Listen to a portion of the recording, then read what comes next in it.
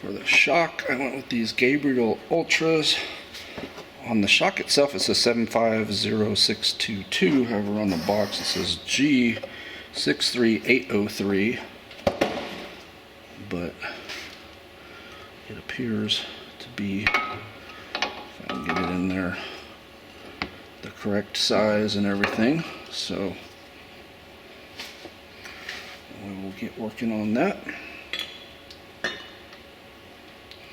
Put some penetrating oil on the rusty bolts on the existing one, so hopefully they will come off without too much trouble. And the bottom one came right off, no problem at all with the impact. It was a 13/16 on the rusty nut, and the bolt comes in from the front, the nut on the back. At this point, I'm going to put a jack underneath here so that stuff doesn't start falling on me. Alright, jack is under the lower control arm enough to where I can wiggle that bolt out and nothing's going to fall down on me.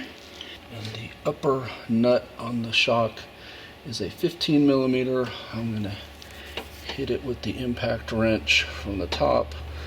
I'm not going to bother filming it. I'm removing a nut. Zip.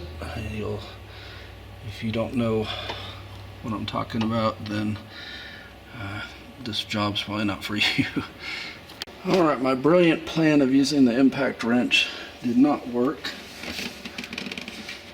The centerpiece spins, so you have to unfortunately get a wrench on the top, which is a 1/4 inch, and then a 15mm, and hope to God you have a ratcheting 15mm, and turn it about a 1/4 turn at a time, and it does not get any easier to turn until you're almost done. With the bolt out of the bottom and out of the top, you should be able to wrestle this out of here. You want to pay attention to how this is lined up so that you can do the new one.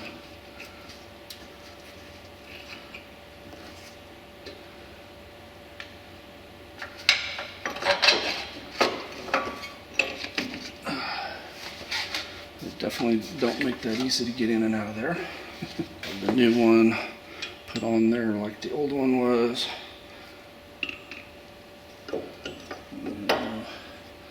Down below the lower control arm and then back up in.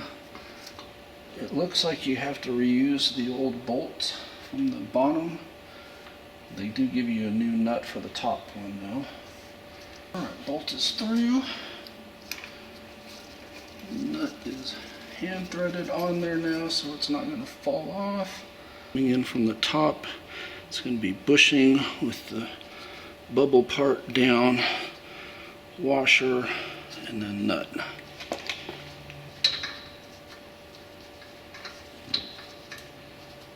Alright, you can see I have that finger tight on the bottom, and I think you can see on the top as well, finger tight. I did torque the top to 15. I did it off camera. You're going to have to just trust me on that.